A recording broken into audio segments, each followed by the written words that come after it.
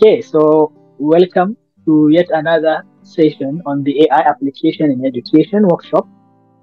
Today, we also, as we had been doing for the past 2 weeks, we are going to look at how AI is applied in the context of education and how teachers can leverage this AI as well as the AI tools out there to enhance their productivity. Okay, so in the course of the workshop, supposed to be interactive. So I will highly encourage you to provide some of your insights and suggestions. Okay. Welcome, and I hope you will be able to get some value from the sessions.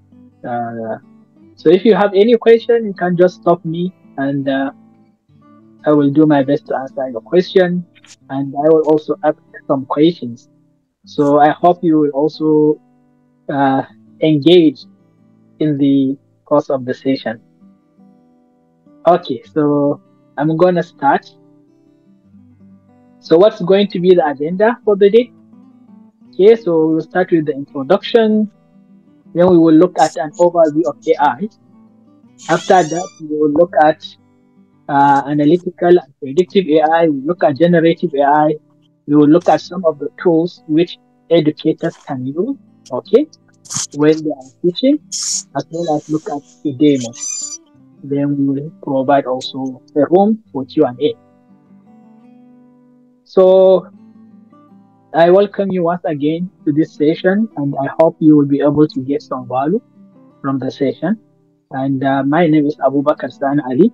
I am a PhD in computer and electrical engineering, where I specialize in building AI-powered systems.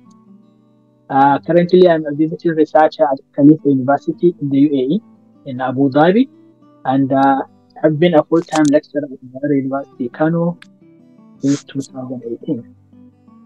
You can scan this barcode to connect with me on LinkedIn, and I will be happy to be a connection. So the institution is called Asa Taura Services. It's here in the UAE, and what we do in Asa Taura Services, we provide consulting services in AI. We provide training, workshops. We do research, and also we develop tools and software that are AI powered. So the question for the day is as follows. So these are the questions which I believe by the end of the session, you should be able to have an answer to. Maybe all of the questions, or at least most of the questions here. The first question is, will AI help me to grow my business? So we will see if that is something that is possible. The second question is, will AI help me save costs, like costs related to running your business? And we will see if that is also something that is possible.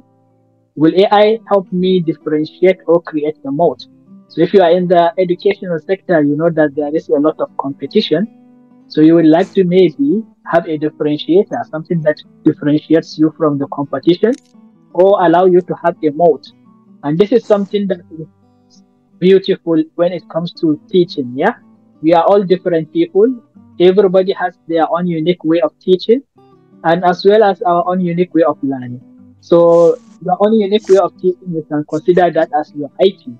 And if you can be able to replicate yourself multiple times, you know, there are hundreds, if not thousands of people out there that can easily resonate with your own way of teaching.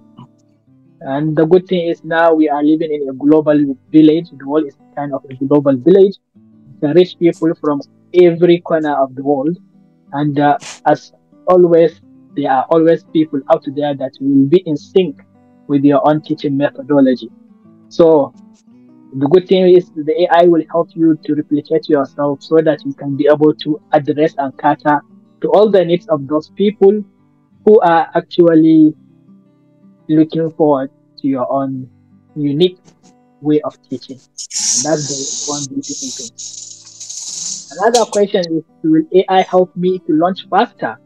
So let's say you want to launch an app, you want to launch a product, you want to launch a service. How will AI help you? Okay. We have also, will AI help me make my employees happier? If you have employees that are working under you, how will AI help you and how will AI help them so that they will become a lot happier when they are at the job? And finally, of course, one of the most important questions is, will AI help me improve my students' learning experience? Okay, and we will see if we can be able to answer this question along the way. But before I start with an overview of AI, I don't know if I think it will be nice if I hear from each one of you why you think AI is a good thing, and or if you have any concerns. I get it, because I know there are two different thoughts, when it comes to AI. So I would like to know, what is it about AI that you find either interesting or you find intimidating? Okay, so far Well, I think it's a great idea. Awesome. Okay. well, I was going to make a comment. I was going to say I think AI is interesting because there's there's vast areas in AI, and I'm interested in your lectures because you're giving me more insight on what's available All right. um, in AI. So I'm still trying to figure out what works for me. Okay. So so I'm trying to find that vehicle Awesome. to grow to grow my business and stuff and to launch it faster and Okay. things of that nature. So I'm excited to be a part of your lectures. Awesome. So if you don't mind me asking, what's your business? And maybe I can help you when I'm explaining, because I like to give examples that will resonate with the listeners. So if you have Right. this context, maybe during the course of the presentation or workshop, I can be citing similar examples that will resonate with you. So if you don't mind, each one of you can tell me what's your background or what business are you into. Just one quick word about it or something like that to help Well, me my out. background is in HR, human resource. Okay. So, um, yeah. And, like I said, I know AI, there's a lot of areas in AI that we can use. And Okay. so I'm just trying to figure out what's going to be the best tool for me to Okay. grow it. I Yeah. see. Awesome. Okay. And Violet, if I, yeah. Hi, how are you? So, for me, I come from a background in psychology, but I have Okay. been volunteering and teaching for a while now. So, anything that is a cross section of the two would be a great help for me. Awesome. Psychology and teaching. All right. Okay. And we have a HR here. Awesome. Awesome. Okay. So I will try to make this at the context of my examples as I go through the slides. Okay, so a quick primer of what AI is. So AI basically is the process where we simulate human intelligence by software coded heuristics. So you will have like a software, and you want this software to be able to simulate how humans think, uh, how we come up with our own decisions. And if we can have that kind of power, then we can replicate the human capability. And by so doing, we are going to have maybe or reach areas as well as solve problems which were previously hard or maybe difficult to go by. So that's the main idea actually. Yeah, the idea is just to replicate this human intelligence in a large scale. One of the beautiful things about education and what made us move these strides over the past, I would say, 2 or 3 centuries is because of the way we democratized education. We provided room for everyone to go and attend their schools, and by so doing, we were able to increase the rate of learning as well as the rate of progress. Yeah, we moved from the industrial revolution down up to what we have now, what is called the AI revolution. And if you look at maybe all the years back, we have so many geniuses in history, if you look at them. But because these people mostly work in silos, individuals, there is no collectivity. Like, we do not have this kind of where where we have many people maybe studying one particular problem and have different people also doing that, and almost everybody, like, we have all the brains of the world, everybody is trying to pitch in, and that's the beauty of it, and that's why I believe which actually accelerated the human evolution in this regard. So if you have, let's say, 10 geniuses before, let's say, in a lifetime, and once they pass or they die, that's it. Then another 10 geniuses have to come. They might not even come across those that have passed away. But if you have this AI, those 10 geniuses, you can replicate them to have 10 millions of them. So you can imagine how much we are going to, like, it's going to be an interesting thing. So that was actually the main motive behind AI and the study on the AI. So when it comes to tools, if you are an educator, and I would also like to mention that there are lots of tools out there for different fields. I have seen tools for HR, I have seen tools for marketers, I have come across tools for even, let's say, engineers, as well as tools for educators. One of the good examples I've seen when it comes to HR is that they have this AI that tries to, first of all, kind of be the first line of action. When you have applicants, people applying for a job, okay? So normally they will send their CV, and the CV will go through this AI, and the CV will be the first filter. So by so doing, most of the applications are going to be dropped, leaving only the most relevant or the highly qualified candidates, to be passed to the next stage. So this is one application of AI in the context of HR. And you will see some of the techniques later when I look at the types of AI. You can be able to also make sense of how this can actually help in this regard. Same thing when it comes to educators, we have different tools out there. And these tools, some of them are premium, some of them are free. Okay, some you have to pay. Some are custom, like you can customize your tool the way you want it. So for educators, those who want to teach, okay, of course, the real reason is we want to provide personalized learning. That's one of the most important reasons for us to use AI, okay? Because if you have, let's say, a system where you have people coming, students coming from different backgrounds, you might not have an idea what is it that these students are very good, what is their strength, what are their weaknesses, But if you have this AI so that it can monitor each and every student, it can now offer some personalized suggestions to this particular student. And that's the concept of personalized learning. And that's one way AI can help teachers. It will significantly reduce your time.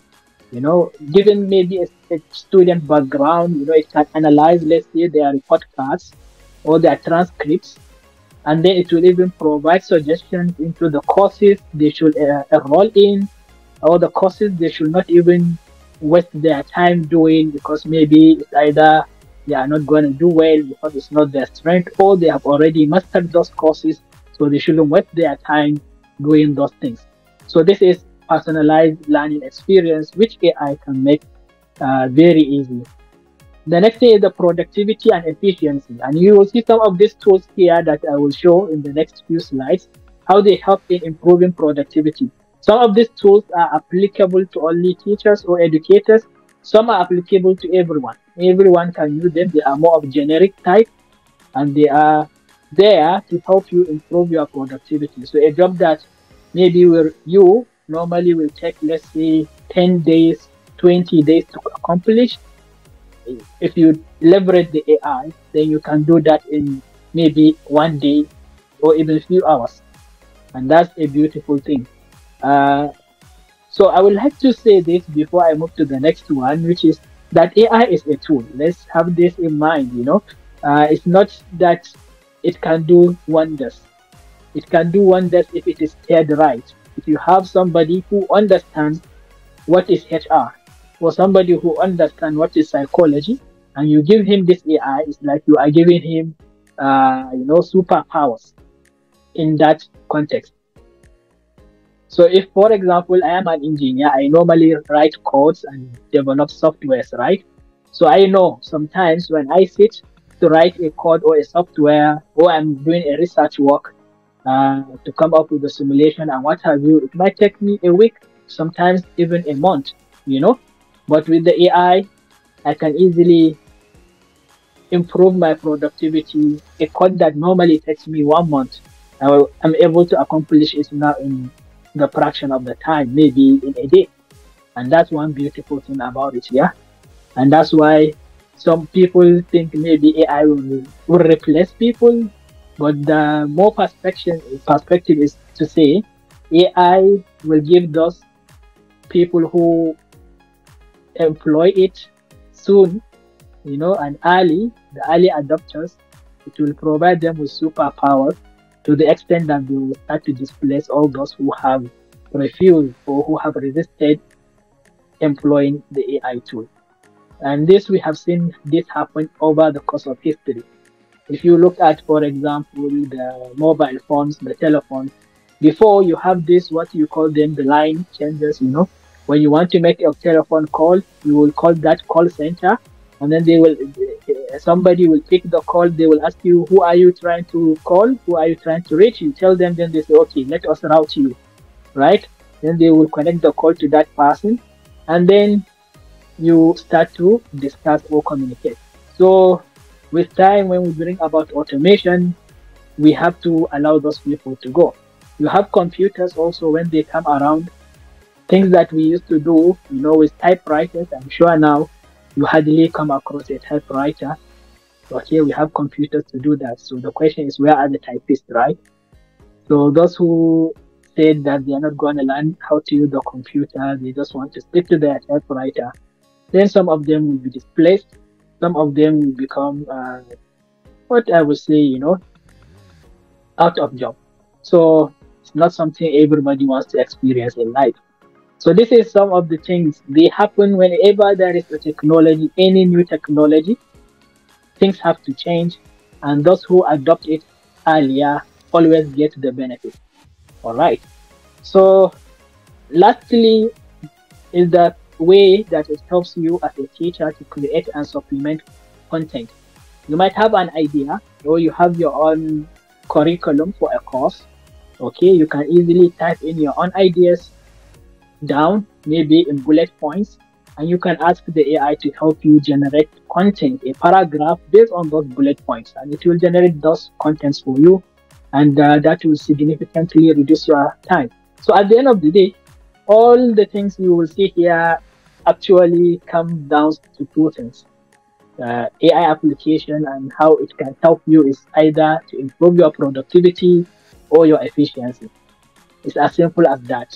All other ways or other benefits you will see out there, you can actually put them into these two boxes, either productivity tools or efficiency based tools. Always, all the time. Every AI tool you come across will either be one of these two. So let's look at some of the tools you can use in education. We have OpenAI. Okay, here I know all of you must have come across it, right? ChatGPT. That's the thing that even made AI to become mainstream. ChatGPT. I believe you have used it before, right?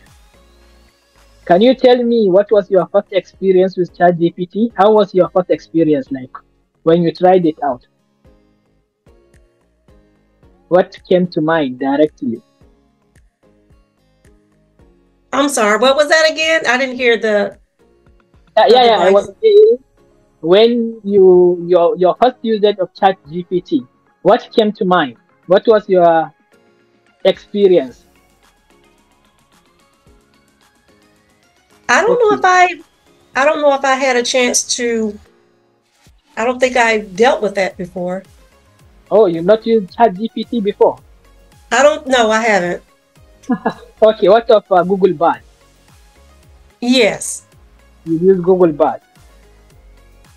What Google what now? Google Bard, Bard, B-A-R-D. No, I don't think I've dealt with that either. Oh, all right.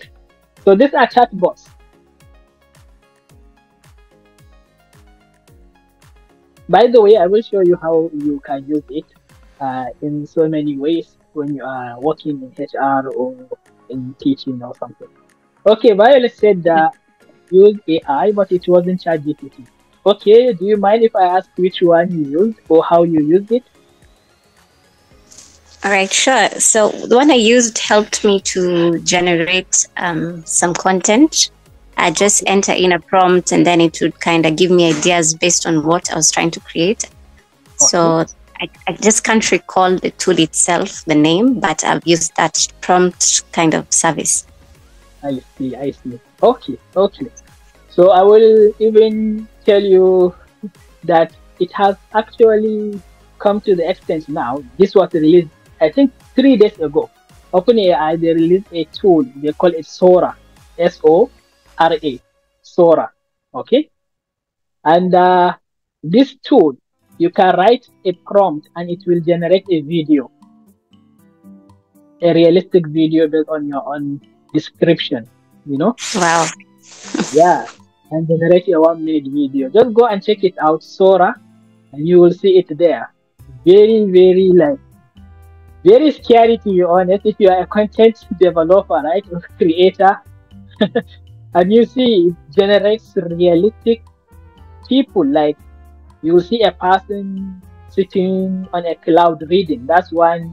So when they were doing the demo, they went on Twitter and they asked people, come up with your wildest thoughts, write them down, and let's see if we can generate a video for you. So people were coming with these wild thoughts, you know, I want to see a grandma in the kitchen doing this, doing that. Then they write the prompt down and the videos got generated. So it was something else. So that's how powerful these AI tools have become. And yeah, so ChatGPT is one of those powerful tools which you can use. Maybe I will demonstrate a little bit of how you can use it. It comes in 2 types. We have what we call the ChatGPT Plus, and then there is the free version of the ChatGPT. Any of the 2 is enough. Okay, you can use any of the 2 for what you want to do. Okay, let me just I have it here.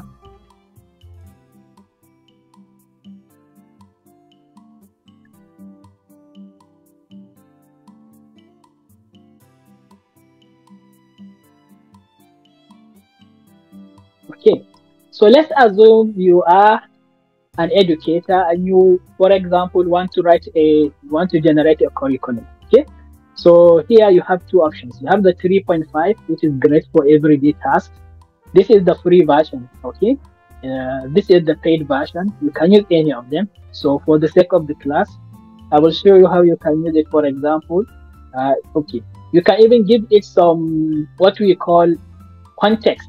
And that's when its power actually is very important. You can do something like, okay, I am a HR professional, okay, running a HR service business, for example.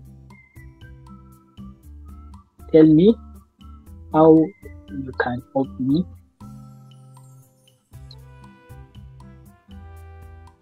improve my productivity.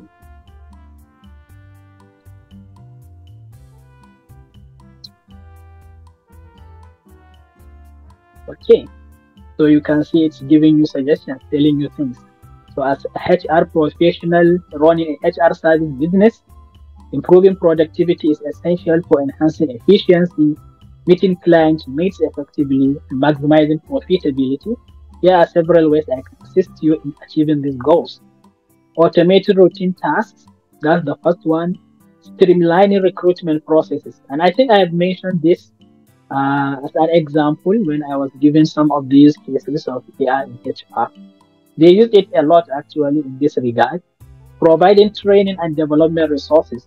So based on what you will see here today, you will see how you can also leverage AI when you want to provide training and also development resources, utilizing project management tools, improving communication channels, analyzing data for insights, you know, implementing performance metrics, outsourcing non-core functions, providing, you know,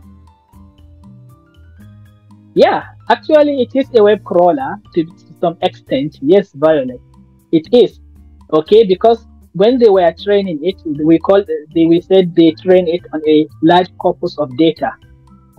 Okay, so you can even ask it. So mostly they crawl over so many websites, so many sources, so many books, curate all that data, and then give it to this AI, tell it to train to try to figure out pattern. So mostly what it is doing actually is what we call pattern recognition. So the pattern it tries to figure out is, if I have the word, let's say I, so what is going to be the most likely next word that comes after I? So it will come up with so many probabilities for different words, let's say 100,000 words. And then it will select the word that comes with the highest probability. Then it will have I can. So it see, okay, I can. Then there are going to be a pool of other words to choose from, each one with their own corresponding probability. And it generates these sentences one word by after one word. So one after the other, one word after the other. And that's how this AI, this we call it generative AI, you look at this type of AI.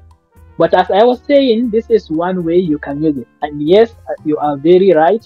It is a kind of a web crawler. It was allowed to train on large corpus of data, which what they say was currently they have exhausted all the available data out there.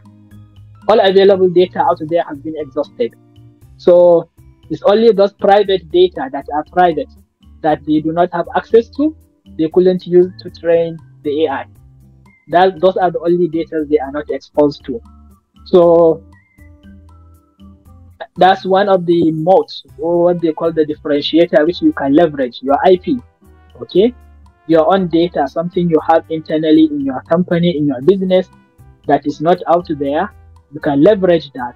Okay, for example, let's say you have huge chat, you have a chat history with your clients on how you attend to them, each one of them, how you attend to them, and you want to have this AI assistant that will act to serve those your clients when you are absent, so that your engagement with your what will I call, with your clients will improve.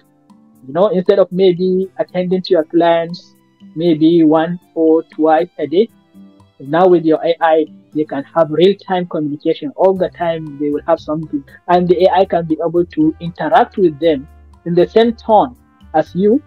It will interact with them with the same form of knowledge that you curate over those years of how you address and answer the questions of your clients. So that is your own personal data. That data is not available to OpenAI or Google. They cannot use it. If you leverage that data, you will have a powerful tool that nobody out there will have similar app, and then that will make you a differentiator. It will create a moat for you, and you have your own shield against AI, I would say. All right. So that's, yeah. So yes, that's very true. So this tool is very important, and let me show you what you can also do. You can say awesome, for example. And one funny thing with this tool, right? If you praise it, it gives you very good response. Like awesome, good job. Things like this. It really likes it. I don't know how, but it does. It helps with the response. It's very funny. So keep in mind when you are asking it questions and it gives you good answers, give it a thumbs up. Yeah, this is a good job. Okay, I can tell you. All right, generate me a curriculum for a course on training newly recruited staffs on lab safety. Okay, I will say a chemical lab safety, for example. So it will generate this for me.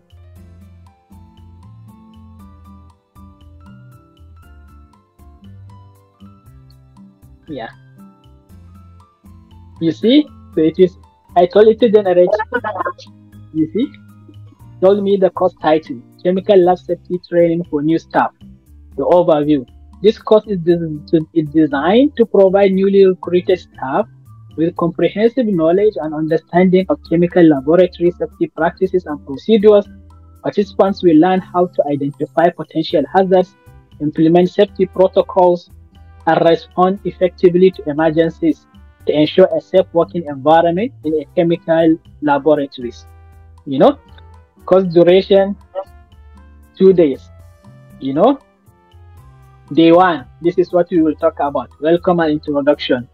Importance of chemical this. Okay, you can see it has generated the curriculum for the course. All I did was what?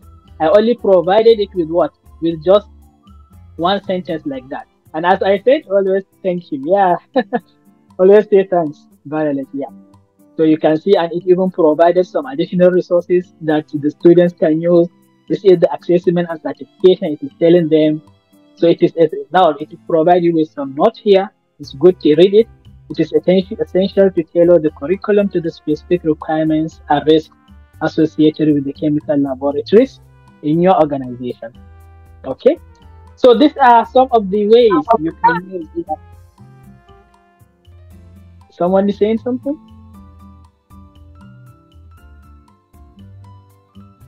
Okay. So this is what I was talking about.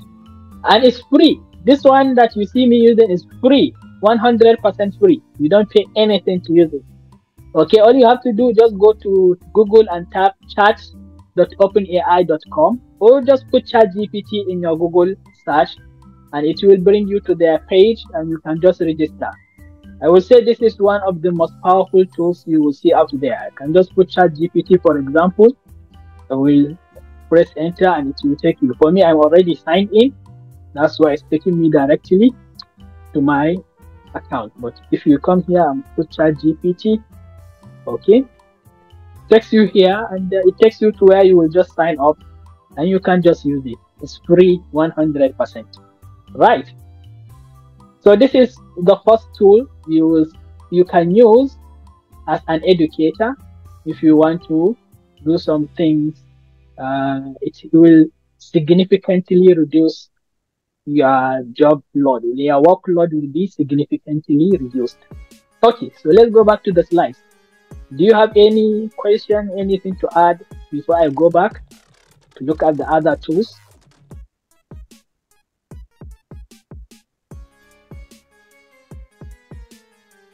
Okay, if you develop a business idea with the help of OpenAI, 100%, why not?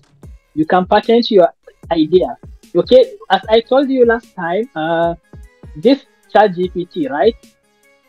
It is a little bit similar to Gaigo, what we call garbage in, garbage out tool. Okay, whatever you give to it, it's exactly what it gives back to you. So if you give it a very good input, like the way you frame your question, you know, then it is going to give you a very good response.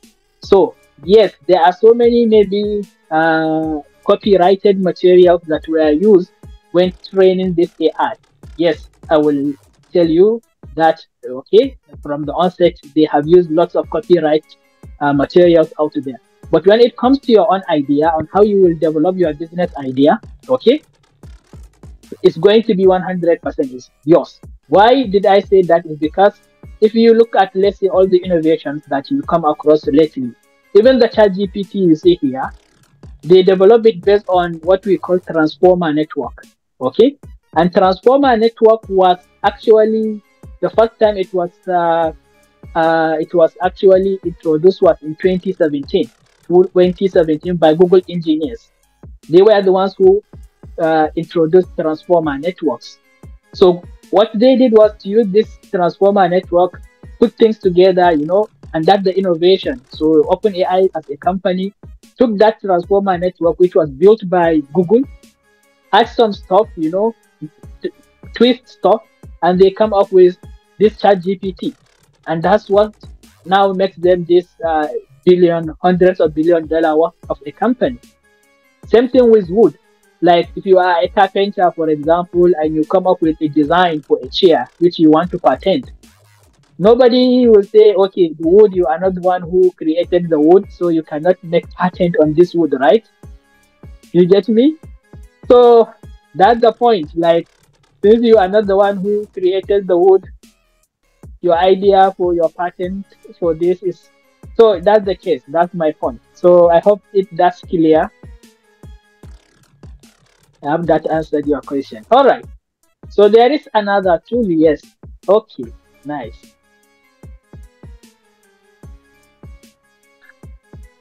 Okay. So let me share my screen. Okay.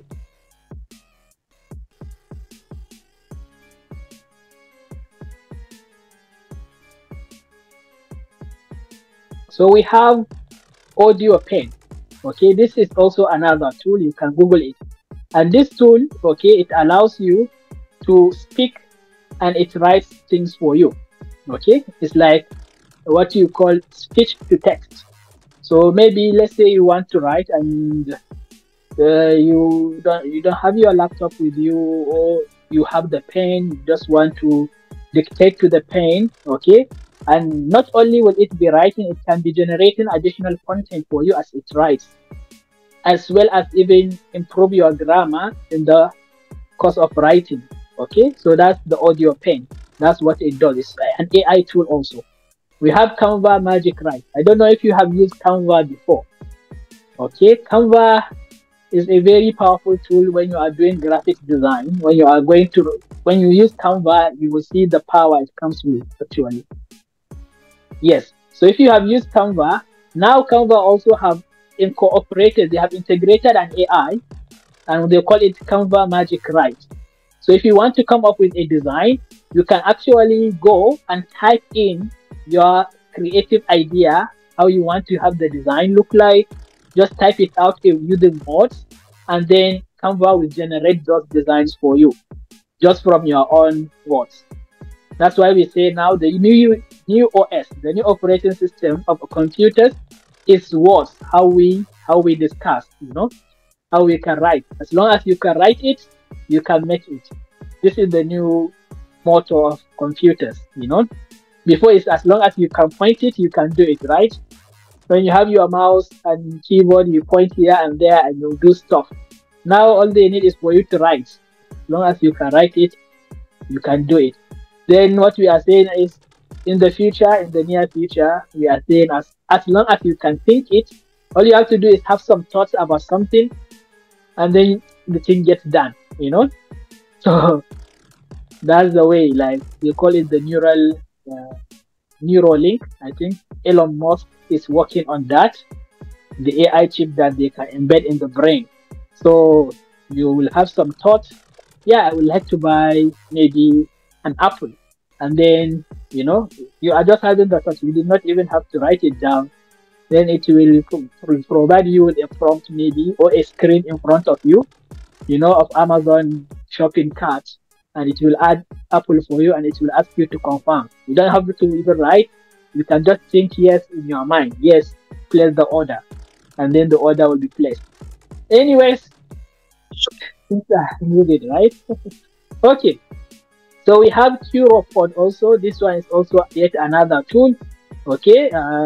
So it allows you to create interactive lessons in minutes using AI. Okay. So QRobot, Edu AI, quizzes, and Let's Go. All of these are using what we call generative AI.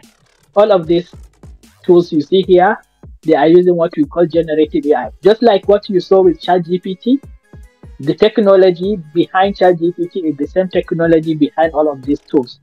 And all those other tools you have to pay. For example, EduAid helps you with also building curriculum and building lesson plan. And you can see from the example we did earlier, I was able to also get my curriculum, the lesson plan. I got it also from ChatGPT. So these other tools are just mostly what we call wrappers. They wrap around ChatGPT to maybe provide you with a more beautiful UI, user interface, Maybe instead of having so many things for you to think about how to write your prompt, they can come up with some prompt suggestions. Okay, for those who have not been using prompts well, maybe these tools will come with some prompt suggestions, very well optimized prompts that can help you or speed up your generation process. But if you have been using ChatGPT or something like that, you will come to the realization that, you know what, I don't even need most of these tools. Everything else I can get it done using ChatGPT. Okay, so these are some of the tools. Slides Go helps me to generate PowerPoint slides. Okay, and I would like to mention here as well that ChatGPT Plus, the paid version, not the free version, the paid version, you can also generate slides with it. You see the curriculum I generated there, I can tell it to generate a PowerPoint for me and it will generate slides. Maybe I should demonstrate that. Should I? Should I go ahead and demonstrate that? Oh, I think yes. Let me demonstrate how you can generate PowerPoints with ChatGPT.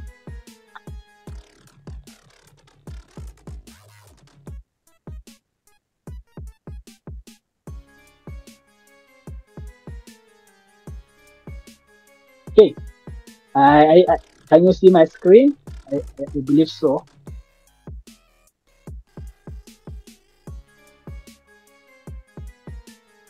Okay, so I can say nice, thanks. Okay, generate a PowerPoint. Okay, I have to, as I mentioned, you have to use the most powerful one. Okay, so I will have to use the powerful one. Okay, which is the ChatGPT Plus, the paid version. This one can do many things. You know, it can generate images, it can understand an image. Okay, it can also generate PowerPoints for you, Excel sheets, and what have you.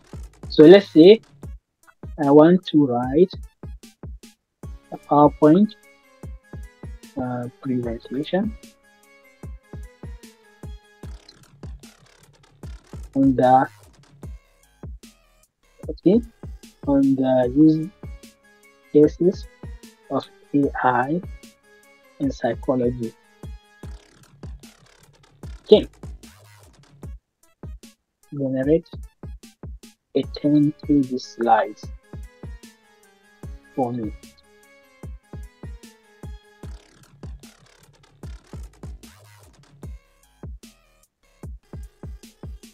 So you can see it has started. Slide 1, use case of AI in psychology. It even provides a subtitle, exploring the frontier of technology and mind, you know. Then the author name, the date, institution, introduction to AI in psychology, brief overview of AI and its relevance. The third slide, historical context, which is brief history of AI in psychology, you know. Slide 4, AI in psychological research, AI in clinical psychology, you know, ethical considerations, case studies, future directions, and conclusion. You see? So it has already generated the outline for me. So one thing I can do now is to say, okay, sometimes you have to be very powerful, you know.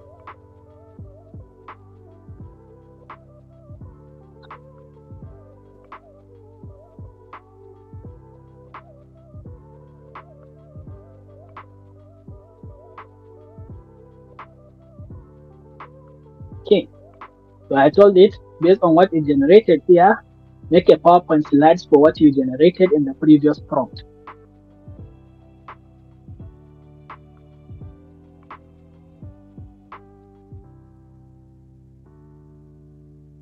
So it is analyzing. So this is it generating the slides.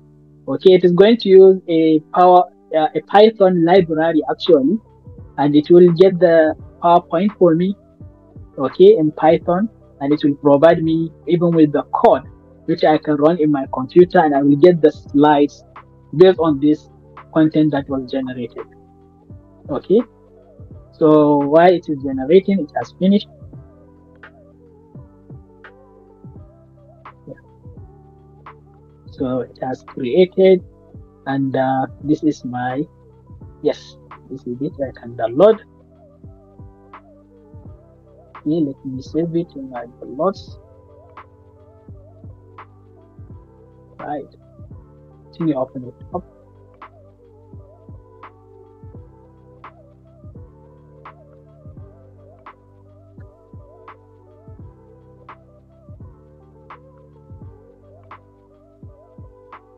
So I don't know if you can see my screen. This is it here.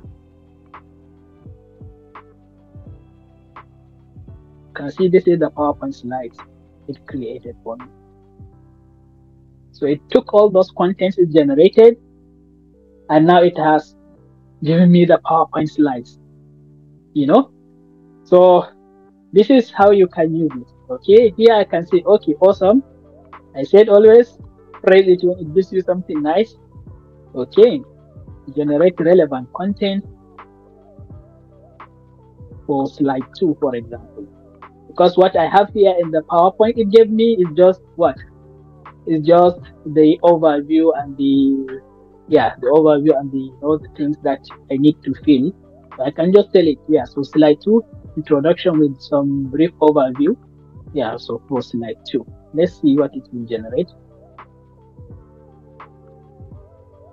Okay, so it said for slide 2, title Introduction to AI in Psychology. There's a detailed content or outline that can be adopted into slide notes or script for presentation.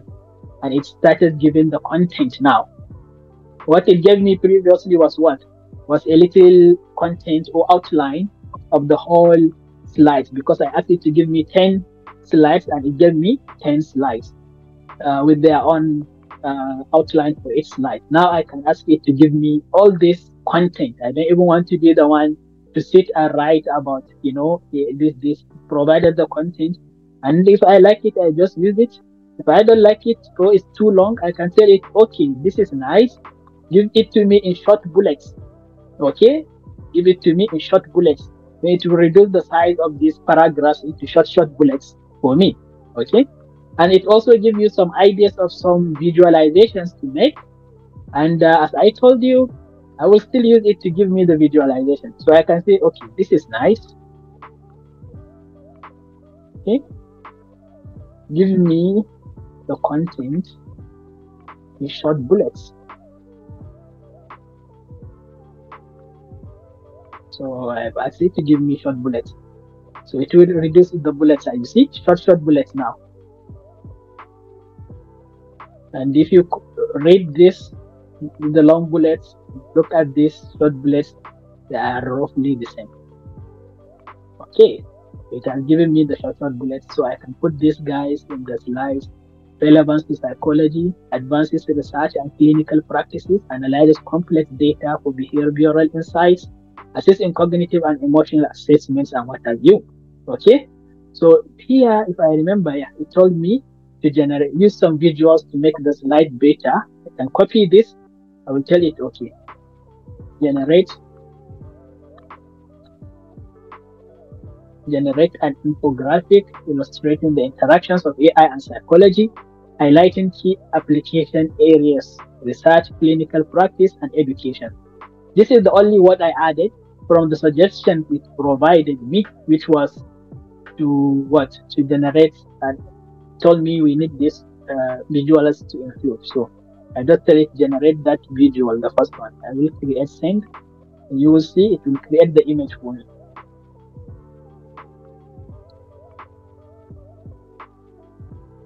Yes, it is great.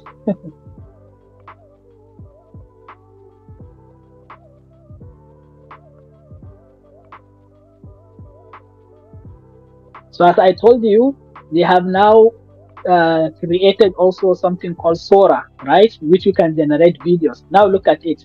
It has generated an image for me. It's an infographic. So it looks like an infographic. It's illustrating the intersection of AI. So this is AI and psychology. That's why you see a man and a brain, highlighting key application areas which are research. So this is the research, clinical practice, education. There is even natural language processing and check of all other tools out there as an infographic.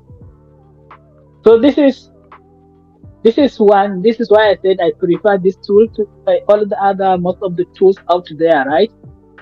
Some of them sometimes are just wrappers, and most of the things sometimes this thing can help you do a lot of things and improve your productivity significantly. All right. So, question: anything you want me to try out, you can download this image. Click here, and you have the image. You can download them and save. You can open it in your system.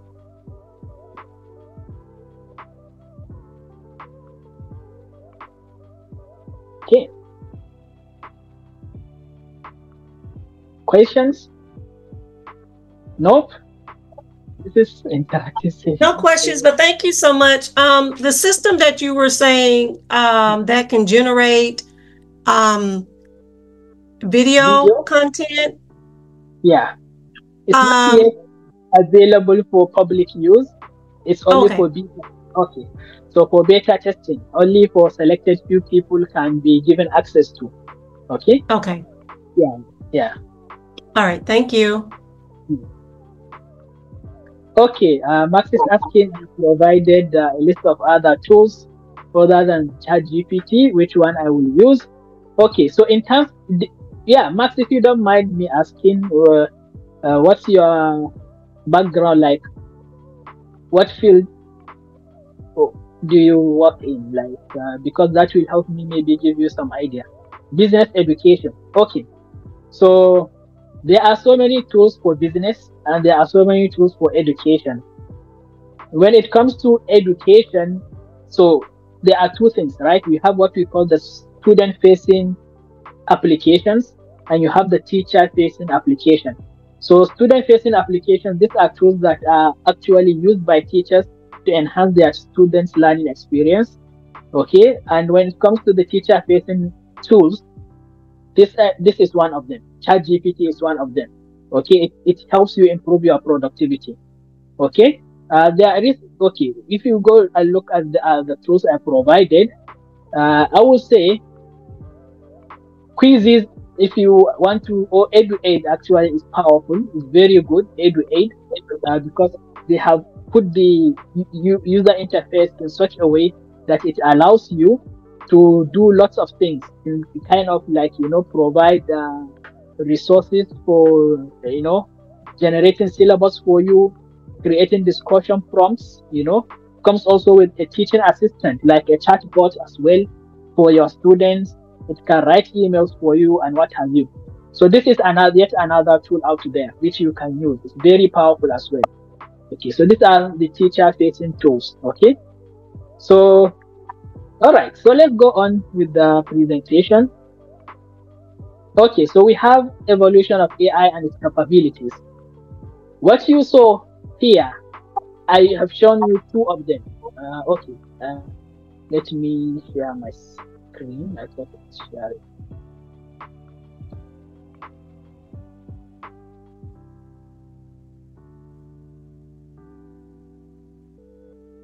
Okay, so we have the first one, which we call predictive AI. So predictive AI has been there for years, actually. It was the oldest, or I would say, in terms of AI, right? When it comes to form of application in the modern era of technology, we have been using it. If you use, let's say, Amazon, you buy something and the next time they provide you with suggestions, recommendations.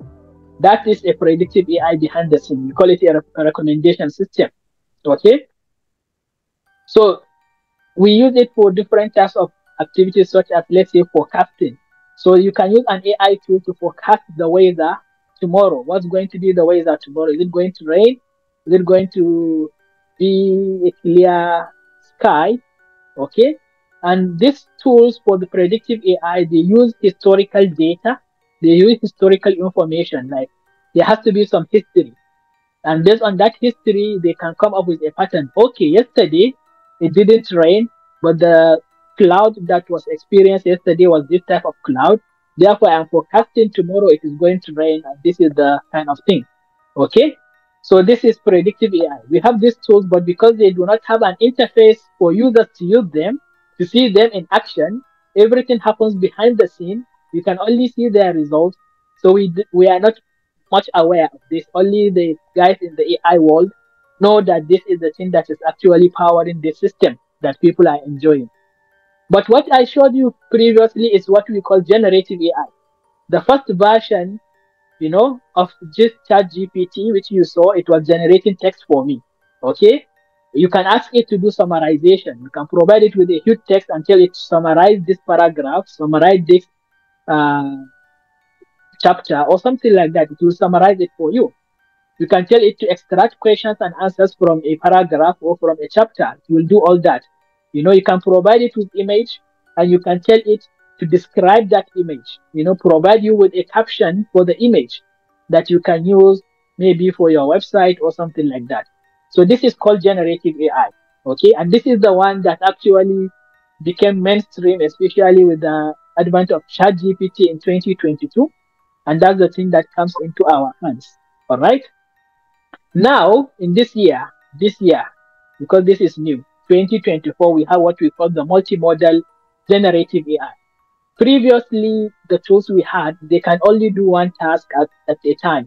You can have only one model to either generate text for you. That that model can only work with text. It doesn't work with images.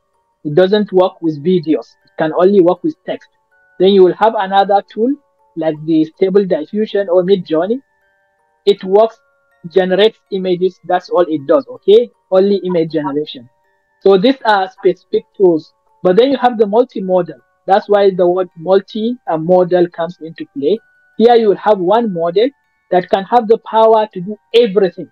It can understand images. You provide it with an image, it can understand. Give it video and ask it question. It's like you asking your friend who watched a video yesterday, a movie yesterday. You can ask that friend of yours what happened in the movie, who was the protagonist of the movie, who was this, who was that, and your friend will tell you the answer, will tell you that.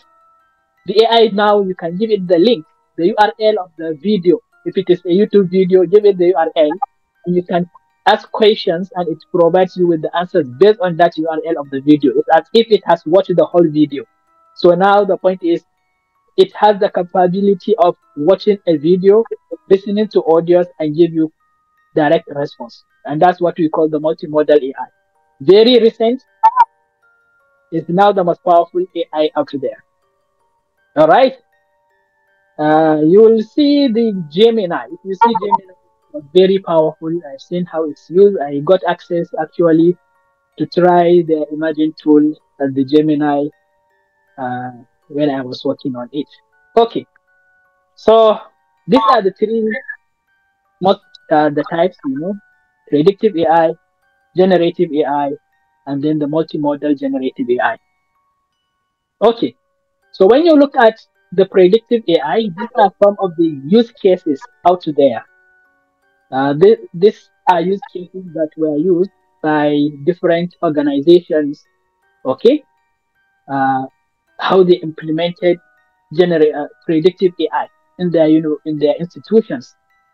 So if you look at, for example, Georgia State University, this is an educational institution. They were using predictive AI. Carnegie Learning were using predictive AI. Duolingo as well.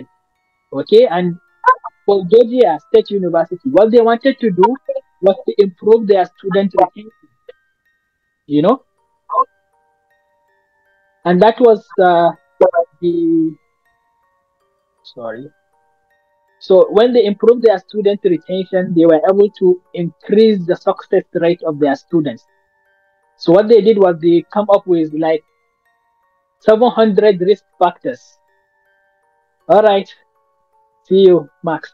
Okay, they come up with 700 risk factors, and based on these risk factors, they are trying to see if they can target students that are at risk of dropping out from the school or from the university.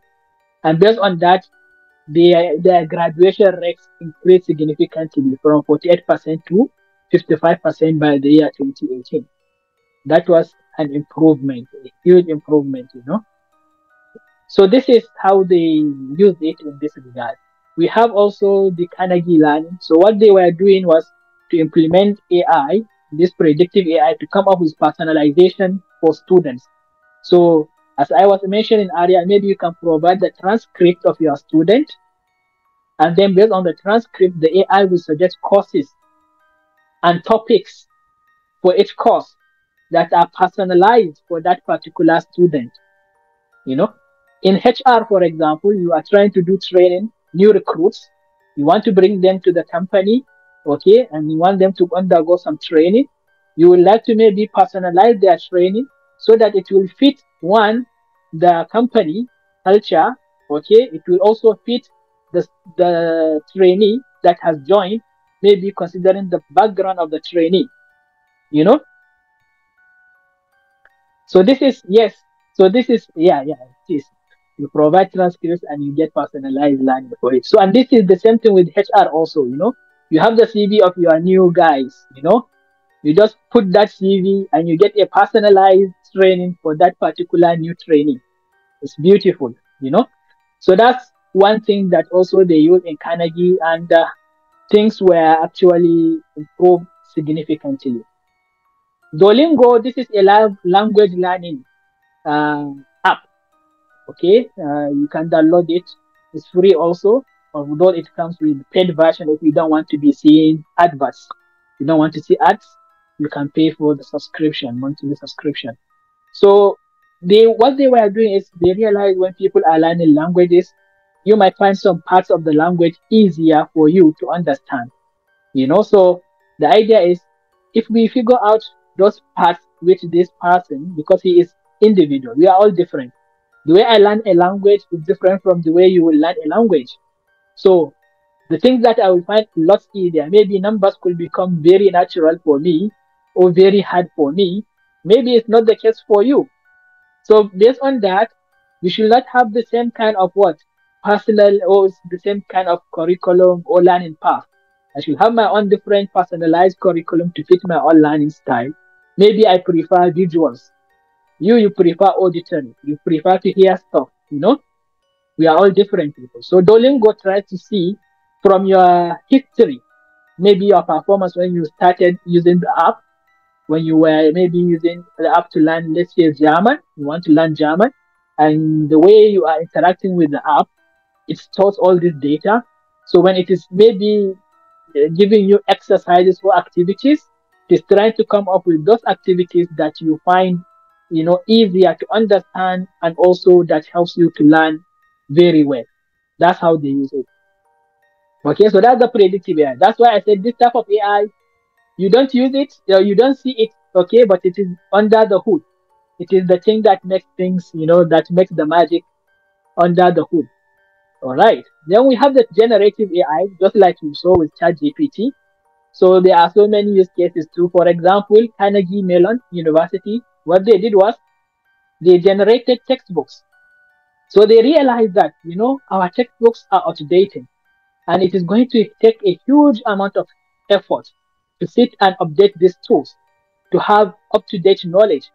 But then this AI tool, ChatGPT, for example, it has knowledge that is up to February, I think, February 2022 when they started, then it moved to November. I think the latest version has all the knowledge in the world, as I told you, Violet, when you were mentioning things that had to do with the web crawling. Yeah? So it has all the information out there in the internet up to, I think, December 2023. Everything is available to ChatGPT. So what we want to do is maybe we have a topic, okay, in the textbook that has some old data. You can just use the ChatGPT to update that topic with the new data and new information. And that's exactly what they did at this university. And they generated new textbooks or updated textbooks based on the old textbooks. Okay? And that was an interesting endeavor. Okay. Yeah, ETS. So educational testing service. So if you know, like these are the exams such as, let's say, GMAT, you know, IELTS, TOEFL, you know, English proficiency test, and GRE, for example, GRE and stuff like that. So this is provided by this ETS company. And what they did was to say, okay, this ChatGPT is powerful. we can provide the essays written by our examiners, those candidates that come and start for the exam. They write their essay, we give it to the AI. We allow the AI to do the grading for us so that we don't have to have so many people. So maybe one person can do the job of now 100 people when it comes to grading the assessment. Okay? So that person will just act as a supervisor, maybe time to time to check with the AI to make sure the grading is coherent, to make sure the grading is fair and not biased. Because there is an issue of bias sometimes with the data that was used to train the model. So you have to take that into consideration. So that's one use case that is used actually by ETS.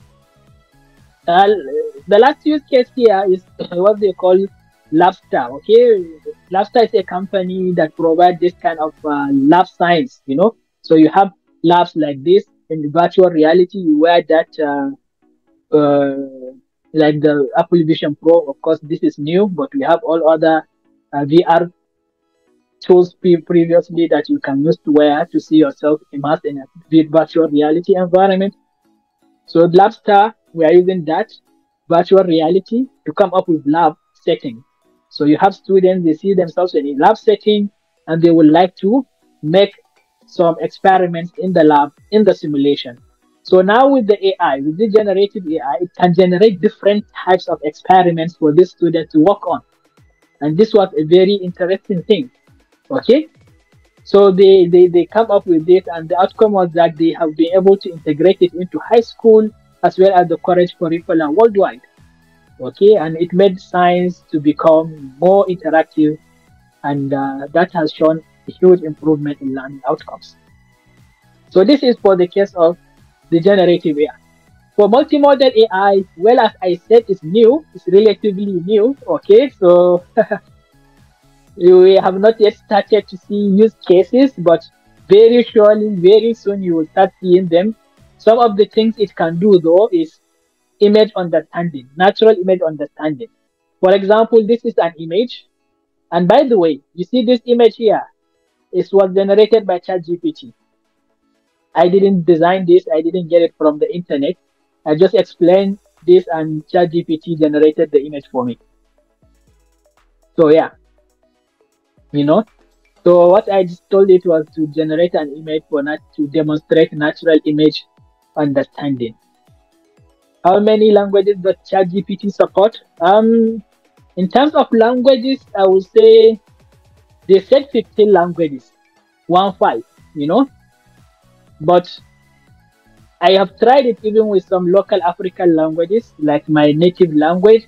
It actually understands my native language. Just that sometimes it's not coherent, but it does understand questions and it provides responses that are actually good. So it provides all this. Yes, it does that actually. But all the popular languages you can think of, I think ChatGPT can understand them.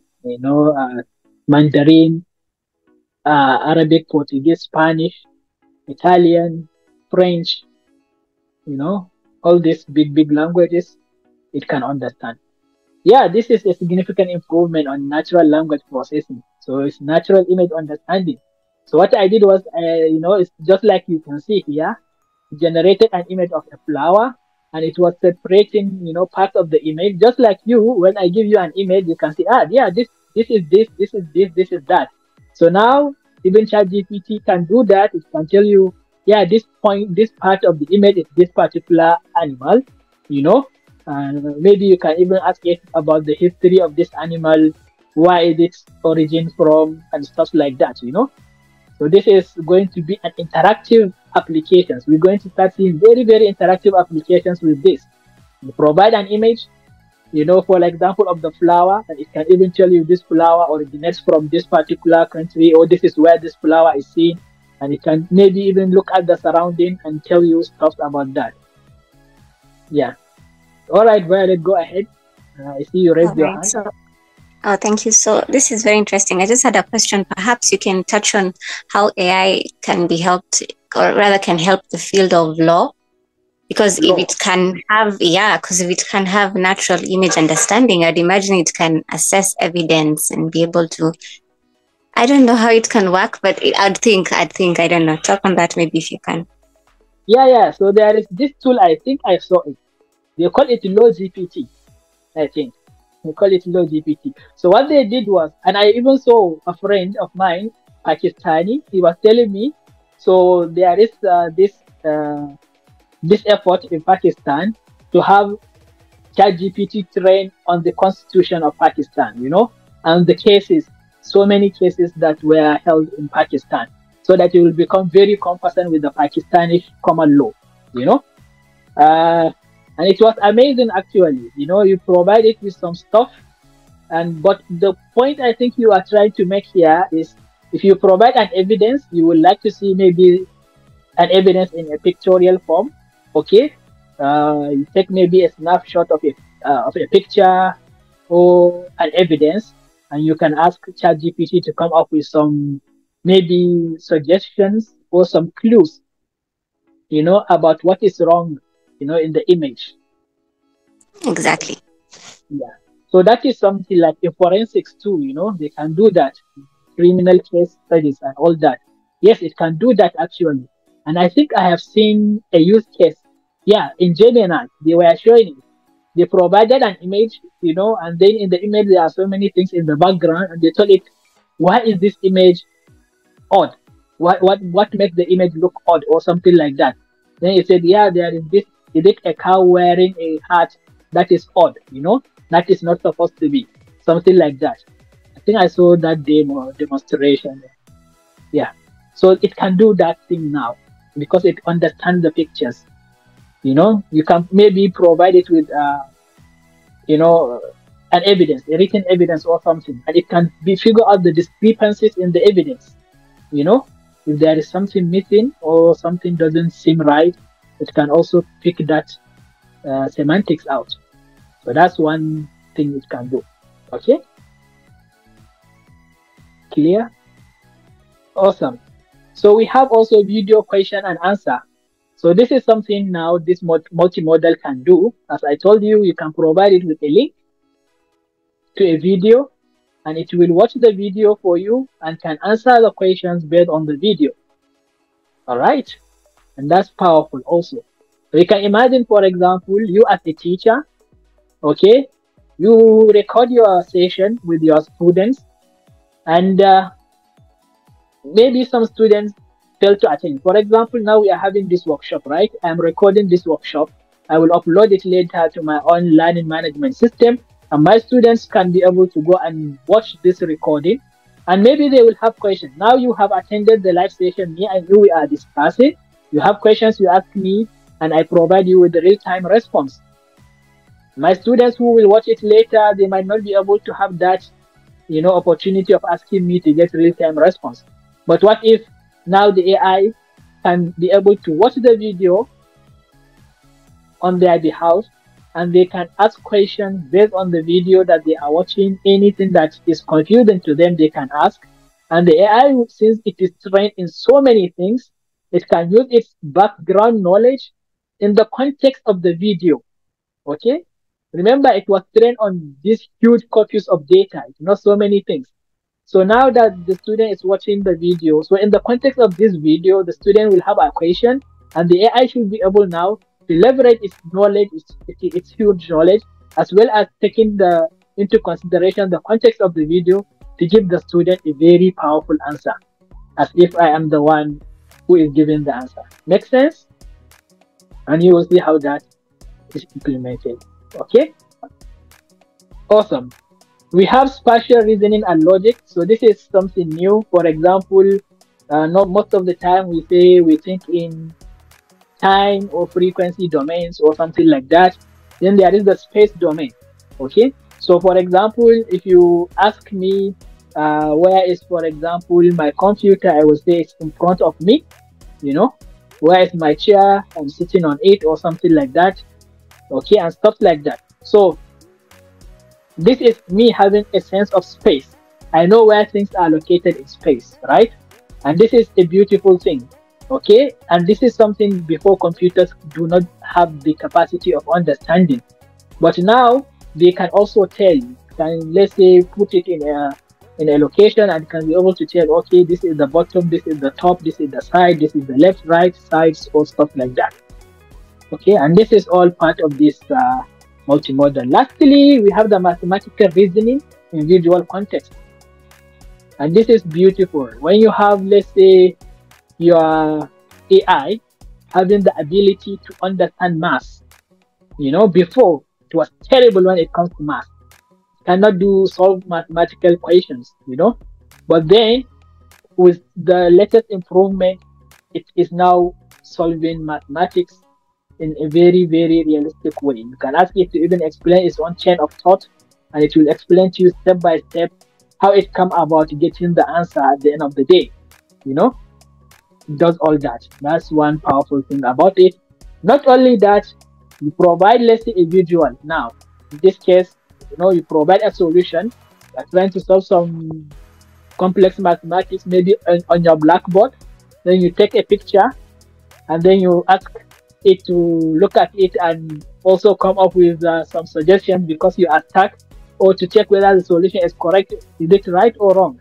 You know, and it will look at it, follow the steps, try to figure out whether the solution you provided is right, or whether the solution is wrong, or what you are doing is right, or what you are doing is wrong. So these are some of the things this AI can do. Okay, so yeah. So the next thing is to show you a little demo of the app which I'm developing for my own institute as well, for my own teaching practice. As an educator too, I would like to also leverage the AI both for myself and for my students. So maybe before I move into that, if you have any questions, please go ahead and ask.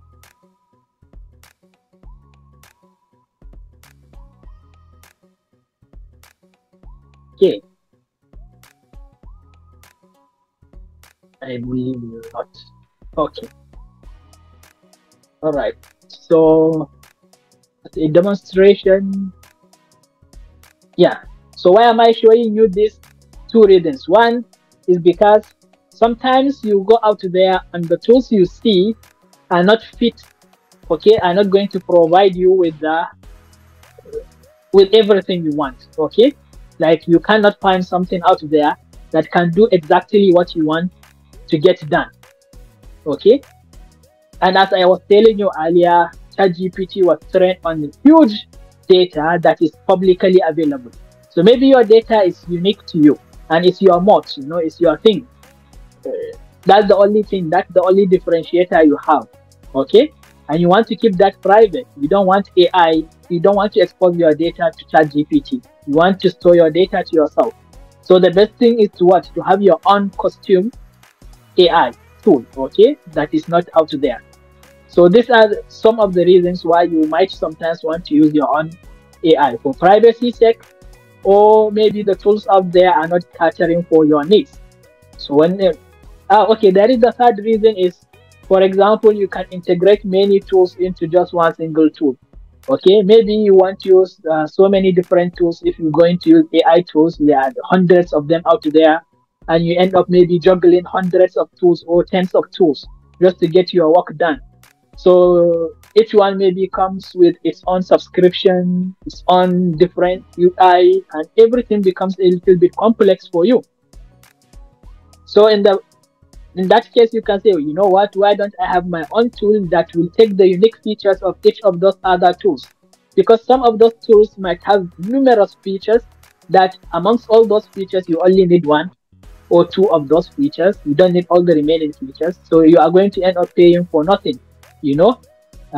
So in that case too, you might say, you know what, why don't I have my own tool? And these are the reasons why I also developed my own tool, because when I realized all those other tools out there are not going to cater for my needs, I decided, you know what, since I am into this and I develop tools for others, why don't I do the same for myself?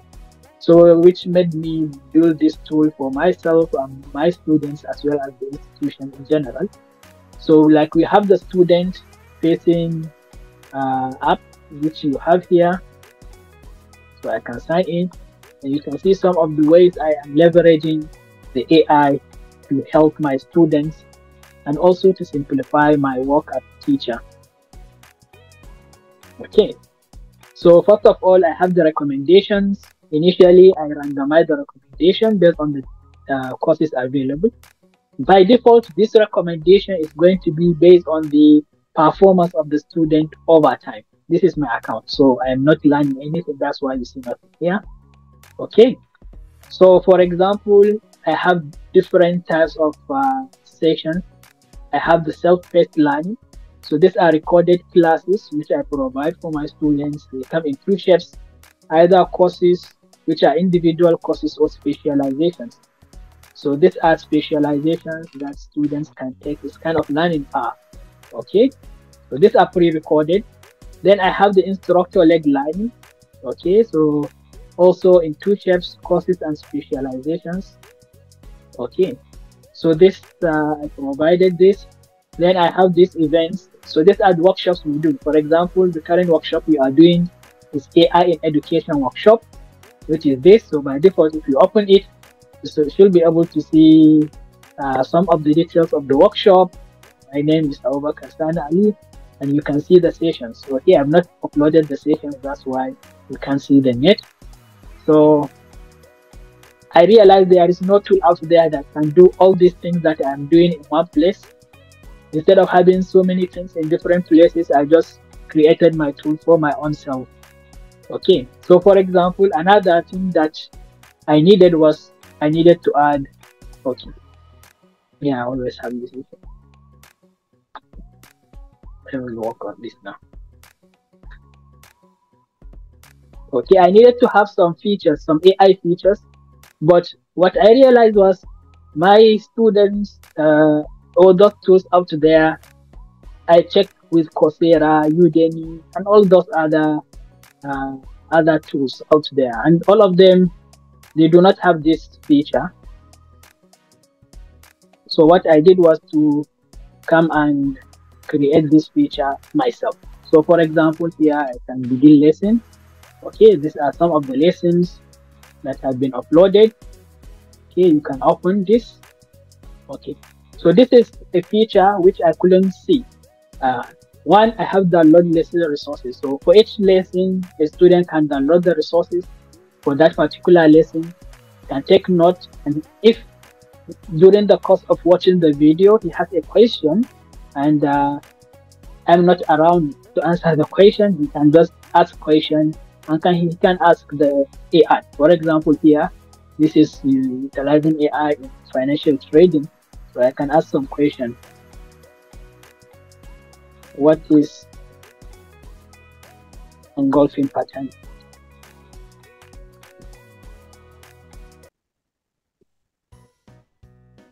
Okay, so I can ask this question directly because I'm watching the video. So I thought some of my students would like to be getting immediate responses while they are watching a video, a recorded session. So they do not have to wait for me. They can just ask the AI and the AI will explain. And as you can see, it generated the response based on what I'm doing here. Golfing pattern trading strategy is a technique used in technical analysis of financial markets, doing financial trading and stuff like that. Okay. So this is something that was not there in any other tool out there which I wanted to do, and I got it here.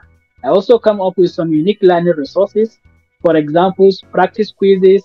Teaching assistant will provide a complete overview of my platform for my students. Assignment checker also provides a direct, or what I call it, a real-time feedback for assignments. So you have an assignment, you can just upload your maybe essay or what have you, and the AI will be able to work on providing you with a solution to or suggestion that tell you your performance. Okay, so these are some of the tools I have so far added for my students, and yeah, so that's for the student facing. Yes, thank you very much. Yeah, please.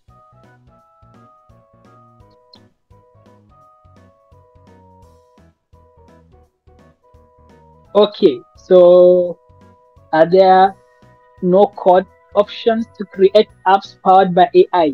Yes, there are no code solutions out there. Um, I think there is one called Railway. Yeah, Railway. Okay, you can check it out. I tried it out once. Okay, it's no code, and for the app, you might want to try this one. Either you can use this bubble.ai that will provide the UI for you, bubble.io or Flow. These are the two that I prefer, for example. I think are powerful. You can use any of these, for example. Okay. So the railway will provide you with the capability of adding the AI component. Bubble and Flow will help you with the UI design and development. Okay. For example, for the instructor, I think you know what we create one.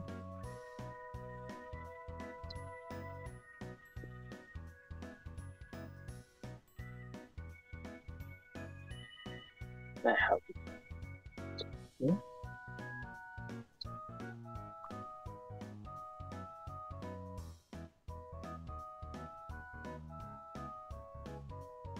Forward. Oops. Forward.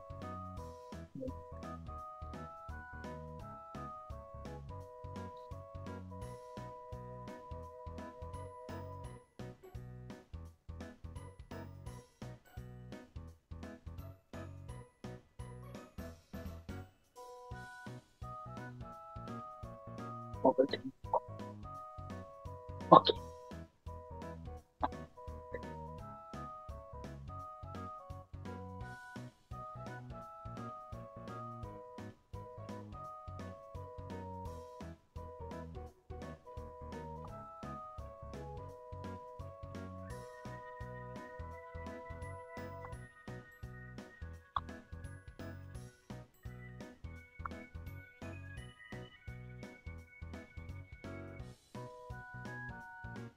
Okay. All right. So as a teacher, this is my own account. Okay, and these are the courses which I have added. For example, uh, the self-paced courses, the instructor-led courses, and then these are my events. Okay, these are the ones you saw up there in the student. Okay, in the student Python programming, AI finance, AI in education. Okay, these are the costs of each course and what have you. So if I want to create course, I can just come here, I can build it from scratch, or I can generate the course from AI. And what I do if I'm trying to build it from I will just provide the the topic. Just like you saw here, I just provided the topic. I want to build a course on safety, and then it generated the curriculum for me and what have you. So that's exactly what I also do here. So I integrated that system into the app. Okay, I think for the sake of time, let's move to the next thing. Uh-huh. Okay, yeah, I think we have made it to the end of the time. So questions and answers session, but we have had so many questions. It was very engaging. So if you have other questions, please go ahead and ask. Okay, so hi, just an off question. I'm wondering, is there the fear that, because now we have multimodal generative AI, that's what you called it, right? Is there the fear that it can become sentinel? I know there were some reports that some forms of, I don't know, it was Chat GPT, was it Google, but I can't recall, but it seemed to have its own capabilities outside of what you'd expect it to do. Is that a fear we can have going forward? Yeah, so there is this previous Google engineer, they call it Mo Goddard. So he was one of the people that raised alarm that this AI has sentience, right? It has consciousness. And the argument was, what is consciousness? You know, we have our own definition of consciousness, but maybe the AI will have its own type of consciousness, and we might not be aware of its own type of consciousness. So, what is sentience? What is consciousness? These are psychological or philosophical questions, right? Philosophy, things that have to do with philosophy.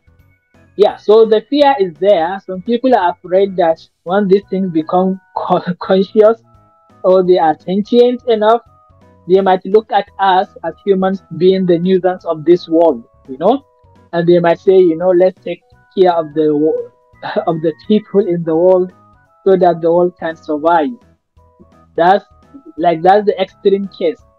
It's like what they say: if you consider yourself as a sentient being, and you look at flies, right?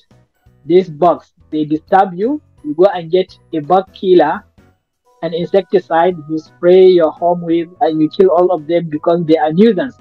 Yeah.